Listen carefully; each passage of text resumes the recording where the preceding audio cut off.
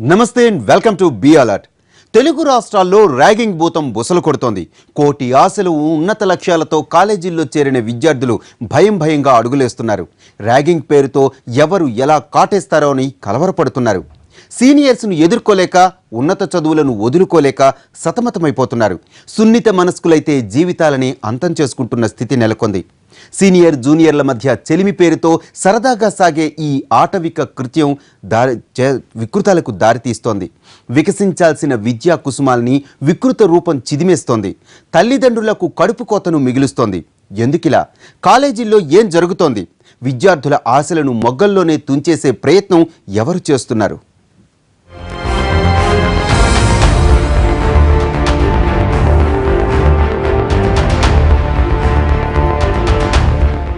అనాగరిక చర్యలతో పసిమొగ్గలను బలి తీసుకుంటోంది.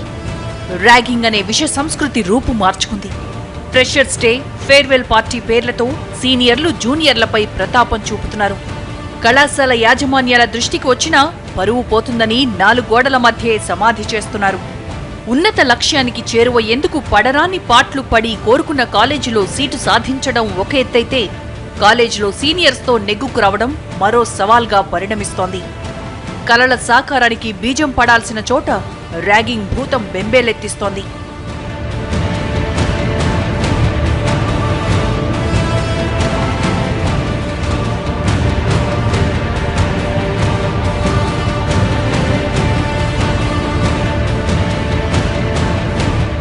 తాజాగా ఎస్వీఏలో బయటపడిన ర్యాగింగ్ భూతం జూనియర్స్ ని కలవరపెడుతోంది. ర్యాగింగ్ రూపంలో పరిచయాలు పరాకాష్ఠకు చేరి నిండు ప్రాణాలను బలిగొంటున్నాయి. ఓ పక్క ప్రణాళికలు కార్యరూపం దాలుస్తుండగా మరోవైపు ఈ భూతం తన పరిధిని పెంచుకుంటోంది. శ్రీ వెంకటేశ్వర యూనివర్సిటీలో ఎంబీఏ స్టూడెంట్స్ జూనియర్లను పిలిచి వార్నింగ్ ఇచ్చారు. తమ సీనియారిటీతో చుక్కలు చూపిస్తామంటూ సీనియర్లు చేసిన హెచ్చరికలతో జూనియర్స్లో తీవ్ర భయాన్ని కలిగిస్తున్నాయి.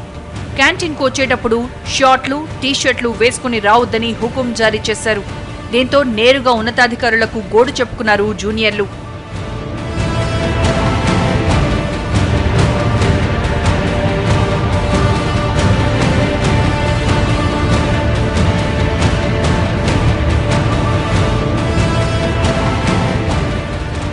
రంగంలోకి దిగిన రిజిస్ట్రార్ ఓ కమిటీ వేశారు. ప్రాథమిక ఆధారాలతో 4 విద్యార్థులను సస్పెండ్ చేశారు. ర్యాగింగ్ను ఎట్టి పరిస్థితుల్లో ఉపేక్షించేది లేదన్నారు. వారిపై కఠిన చర్యలు తీసుకుంటామని చెప్పారు. ఎంసీఏ స్టూడెంట్స్ ర్యాగింగ్ చేశారని నేను ఉన్నతాధికారులు మిగతా వాళ్ళందరూ కలిసి వెళ్ళి ఎంక్వైరీ చేశాము. ఫస్ట్ ఇయర్ స్టూడెంట్స్ని సెకండ్ ఇయర్ స్టూడెంట్స్ వాళ్ళ రూములో పిలిచి మీ నేమ్స్ ఏమి, ఏ ఏరియా నుంచి వచ్చినారని పర్టికులర్స్ అడిగారంట. అంతవరకే జరిగింది. కాబట్టి ఆ పిలిపించిన వాళ్ళ పేర్లు అన్నీ నోట్ చేసుకున్నాం. కొంతమంది పేర్లు, ఆ రూమ్ నెంబర్స్ అవి నోట్ చేసుకున్నాము. వాళ్ళ మీద యాక్షన్ తీసుకుని ఒక కమిటీని వేస్తున్నాము. ఆ కమిటీ వాళ్ళ మీద యాక్షన్ తీసుకొని ఫ్యూచర్లో ఎస్వీ యూనివర్సిటీ ఇటువంటి ఇన్సిడెంట్లు ఏమి జరగకుండా యాక్షన్ తీసుకున్నామని ప్లాన్ చేస్తున్నాము.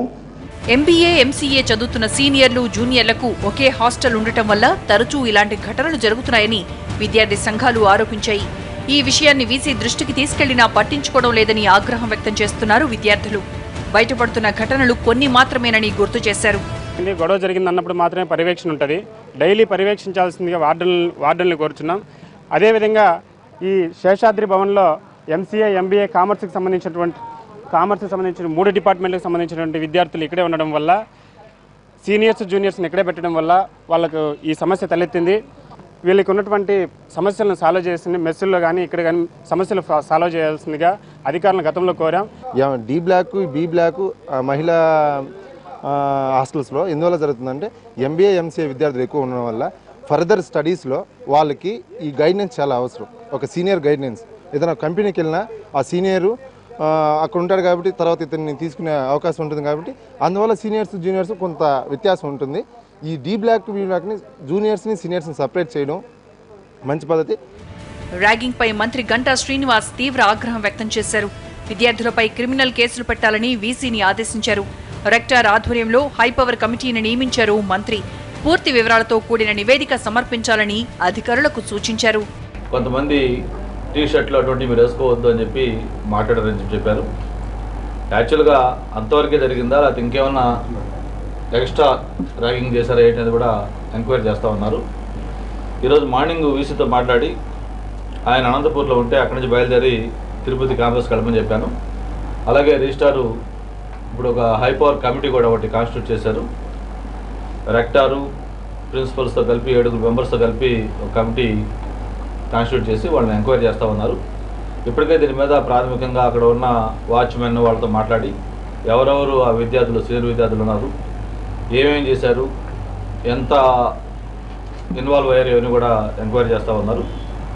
దాంట్లో ఏదన్నా కానీ వాళ్ళు ర్యాగింగ్ చేసినట్టుగా కానీ ప్రూవ్ అయితే వాళ్ళ మీద వెంటనే క్రిమినల్ చర్యలు తీసుకోమని చెప్పని, అలాగే వాళ్ళని మనం ఏదైతే ర్యాగింగ్ యాక్ట్ ప్రకారం చెప్పుకుంటా ఉన్నామో ఆ సివిల్ యాక్షన్స్ అన్నీ కూడా ఇనిషియేట్ చేయమని చెప్పడం జరిగింది.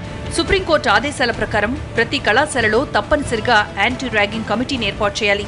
కమిటీ ప్రతి 15 రోజులకు ఒకసారి సమావేశమై కళాశాలలో ర్యాగింగ్పై సమీక్షించాలి.